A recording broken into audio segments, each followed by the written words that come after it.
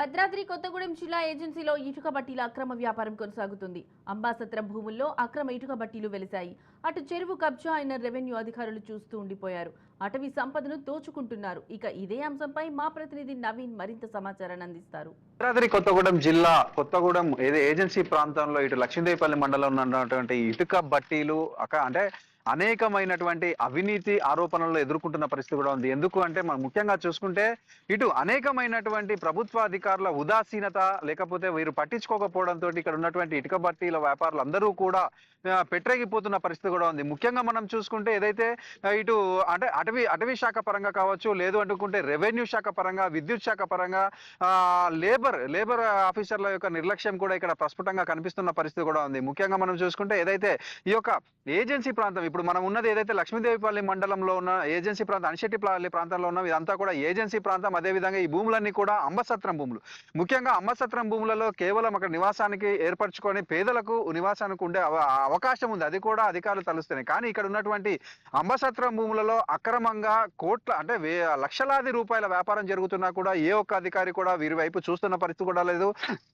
తూతు మంత్రంగానే వీరికి ఫైన్లు వేస్తున్నామంటూ అధికారులు చెప్తున్న పరిస్థితి కూడా ఉంది. ముఖ్యంగా మనం చూసుకుంటే ఇక్కడ ఈ యొక్క ఇటుక బట్టీలను చూసినట్లయితే మాత్రం అధికారుల యొక్క నిర్లక్ష్యం అనేది, అదేవిధంగా అధికారుల నిర్లక్ష్యమా వారి ఇటు చూడకపోవడానికి, లేదా అంటే ఇక్కడ ఉన్నటువంటి కొంతమంది స్థానికుల సమాచారం ప్రకారం ఏదున్నా కూడా అంటే ఇక్కడ ఉన్నటువంటి వ్యక్తులు ఏదైతే ఈ యజమానులు ఉన్నారో వారు చెప్పడం మేము 30 సంవత్సరాల నుంచి నడిపిస్తున్నాము, ఎవరు వచ్చినా కూడా వారిని మేము మేనేజ్ చేసుకుంటాము అనే విధంగా వీరు ప్రవర్తిస్తున్నారంటూ కూడా ఇక్కడ ఉన్నటువంటి స్థానికులు చెప్తున్న పరిస్థితి కూడా ఉంది. ముఖ్యంగా మనం చూసుకుంటే ఇప్పుడు ఏదైతే ఈ చెరువుకు సంబంధించినటువంటి అలుగు ప్రాంతం అయితే అంటే అలుగు అయితే అక్కడ ఉంది. అంటే అలుగుకి సంబంధించి ఏదైతే చెరువు మధ్యలోనే అలుగు అనేది ఉండే పరిస్థితి ఎక్కడైనా ఉంది. కానీ ఏదైతే అలుగు అనేది చివరికి వచ్చేసింది, అంటే చివరికి వచ్చిందంటే చెరువు మొత్తానికి కూడా కబ్జా చేసి ఈ ప్రాంతం అంతా ఇప్పుడు మనం ఉన్న ప్రాంతం కూడా మొత్తం కూడా చెరువు కబ్జాకి సంబంధించిన చెరువు ప్రాంతంలోనే ఉన్నట్టు మనం గమనించవచ్చు.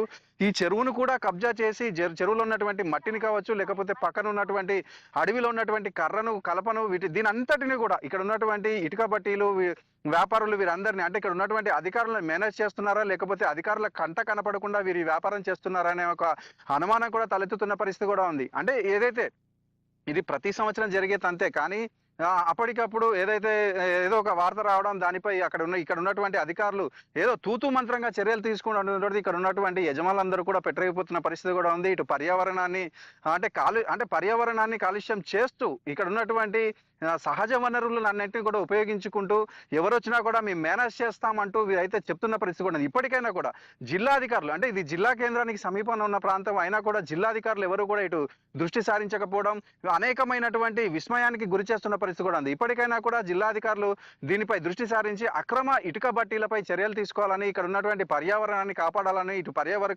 పర్యావరణ ప్రేమికులు కావచ్చు, లేకపోతే ఈ చుట్టుపక్కల ఉన్న ప్రజలందరూ కూడా కోరుకుంటున్న పరిస్థితి ఉంది. కెమెరామెన్ ఆనంద్తో నవీన్, రాజ్ న్యూస్, భద్రాద్రి.